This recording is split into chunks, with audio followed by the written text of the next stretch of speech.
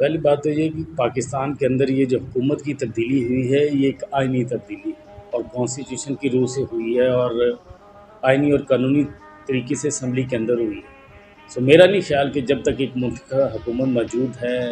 اس 22 کروڑ عوام کا اربوں روپیہ لگتا ہے الیکشن کرانے، تو جب تک حکومت اور اکثریتی حکومت موجود ہے، اگر وہ نہ چاہیں تب تک الیکشن کروانے کی ضرورت نہیں ہے۔ اور رہی پی ٹی اے کی ڈیمانڈ، تو میں یہ سمجھتا ہوں کہ ان کے پاس 4 سالہ کارکردگی دکھانے کے لیے عوام کو کچھ ہے نہیں۔ سو اپنے جلسے جلوسوں میں اگر آپ غور کریں تو سوائے انہوں نے امریکہ کی غلامی کا ڈھنڈورا پیٹنے کا، اور وہ سراسر جو جھوٹ ہے، اور دوسرا الیکشن کے مطالبے کے علاوہ ان کے پاس اور کچھ ہے نہیں ہے۔ اور مجھے اچھی طرح یہ اندازہ ہے کہ کسی بھی جلسے میں اگر انہیں صرف 1 منٹ بھی کہا جائے کہ وہ اپنی کارکردگی پاکستانی عوام کے سامنے رکھیں، تو 4 سال جو 1000 سے زائد دن بنتے ہیں، ان 1000 سے زائد دنوں کی کارکردگی بتانے کے لیے 1 منٹ کی بھی کوئی ایسا کام نہیں ہے جو انہوں نے قوم کے لیے کیا ہو۔ سو میرا خیال ہے کہ ان کی اس ڈیمانڈ کو سنجیدگی سے نہیں لینا چاہیے۔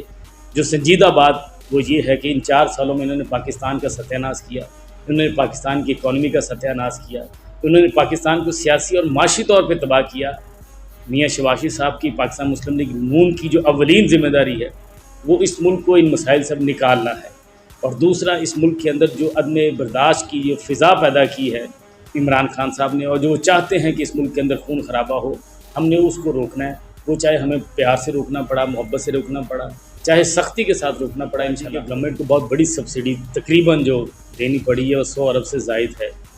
اور ابھی تو فی الحال پرائز نہیں بڑھائی جا رہی، لیکن پرائز کو ریشنلائز کرنا پڑے گا جو آئندہ آنے والے وقتوں کے لیے بڑا ضروری ہے۔ اب یہ اقدام ایک ہو چکا ہے، اس کے باوجود اس اقدام کو کہیں نہ کہیں ان پیٹرولنگ کی جو پرائس ہے ان کو روکنا پڑے گا، اور روکنے کے بعد وہ جو سبسڈی 100 ارب سے زائد کی حکومت دے رہی ہے اس کو بھی بیلنس کرنا پڑے گا، ورنہ اس کے بغیر ملک کو چلانا مشکل ہو جائے گا۔ این 131 کے اندر جو ہمارے پی پیز آتی ہیں، اللہ کے فضل و کرم سے تاریخی ترقیاتی کام کروائے ہیں، جس میں ایجوکیشن کا ہے، سیوریج کا ہے، سکولز کی بلڈنگ کی اپگریڈیشن ہے۔ تو وہ جو سلسلہ آج سے 4 سال پہلے جہاں پہ رکا تھا، چیزیں وہیں کی وہیں اور ویسے کی ویسے رکی ہوئی ہیں۔ ہم نے آتے ان کا آغاز کر دیا ہے۔ سب سے پہلے ابھی کل ہم نے گواوا کے اندر جو مڈل سکول گواوا تھا رنگ روڈ والا، اس کو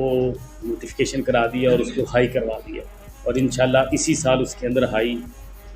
کے لیے میٹرک کے بچوں کے لیے جو لوکل بچے ہیں ان کے لیے کلاسیں لگیں گی۔ اسی طرح چاچو والی ہمارا مڈل سکول تھا، اس کو بھی ہم نے نوٹیفائی کرا دیا، وہ بھی اسی سال انشاءاللہ وہاں پہ ہائی بچوں کی کلاسز میٹرک کے لیے وہاں پہ لگائی جائیں گی۔ اسی طرح اب ہر سکول کے اندر سکول مینجمنٹ کمیٹیز جو ہیں اگلے 2 مہینے کے اندر ہم نے بنانی ہے، وہ کام انشاءاللہ مکمل کرائیں گے۔ اب چونکہ ڈیولپمنٹ کا کام رہا ان پی پیز کے اندر، ہمارے این 131 کے اندر، تو وہاں بدقسمتی سے یہ حکومت جاتے ہوئے خزانہ بالکل خالی کر کے گئی ہے، کوئی منصوبہ بندی موجود نہیں تھی، سارے کا سارا پیسہ انہوں نے ان کاموں پہ لگایا ہے جو نان ڈیولپمنٹ پلان تھے، جس کی وجہ سے اس وقت خزانہ خالی ہے اور ہمیں بڑی مشکل سے چیزیں مینیج کرنا پڑی ہیں۔ لیکن انشاءاللہ ہمارا لاہور کینٹ کی عوام سے وعدہ بھی ہے اور ہمارا عزم بھی ہے کہ ہم نے یہاں پہ جو ڈیولپمنٹ کا ایک سفر تھا شروع کیا ہوا تھا، اس سفر کو ہم نے جاری و ساری رکھنا ہے۔ تو انشاءاللہ جو بھی حالات آئے ہم اپنی استعداد کے مطابق اپنے ڈیولپمنٹ کے تمام کاموں کو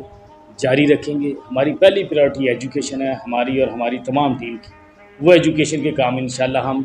قطعی طور پر رکنے نہیں دیں گے۔ ریلوے جو ہم نے لاسٹ ٹائم چھوڑی تھی، 2.5 کروڑ نئے مسافر ہم نے ریلوے کے اندر ایڈ کیے تھے، تو اس 2.5 کروڑ مسافروں کو ایڈ کرنے کے بعد اس میں بڑے بڑے نامور لوگ، انہوں نے پچھلے 4 سال یہ منسٹری سنبھالی ہے لیکن ستیہ ناش کیا، اور غیر محسوس طریقے سے اس ڈپارٹمنٹ کو اس کا جو اصل پروفٹ تھا جو اسے کمانا چاہیے تھا اس سے بھی یہ ہاف پہ گئے۔ لیکن انشاءاللہ سعد رفیق صاحب دوبارہ آئے ہیں اور اب ان کو ڈبل ذمہ داری ملی ہے، سول ایویشن کی بھی اور ریلوے کی بھی، تو آپ کو فرق اگلے 2 سے 3 مہینے کے اندر انشاءاللہ آپ کو فرق نظر آئے گا۔ ہم ایک نئے عزم کے ساتھ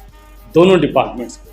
آگے لے کے جائیں گے، صرف دونوں نہیں بلکہ جو ذمہ داری اس قوم نے 22 کروڑ عوام نے پاکستان مسلم لیگ نون پہ ڈالی ہے، ہم انشاءاللہ تمام انسٹیٹیوٹس کی ذمہ داری پوری کریں گے۔